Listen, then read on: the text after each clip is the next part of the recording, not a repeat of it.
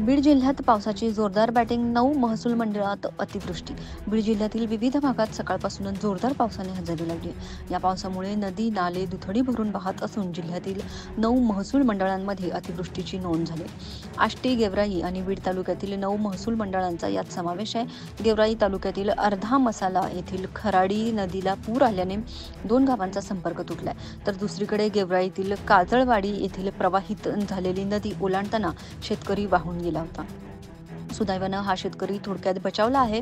आष्टी शहरात सखल भागात पहिल्यांदाच पावसाने मोठ्या प्रमाणात पाणी साचलंय आणि हे पाणी स्थानिक रहिवाशांच्या घरात शिरलंय, त्यामुळे घरातील संसार उपयोगी साहित्य पाण्यात तरंगताना दिसून आलं.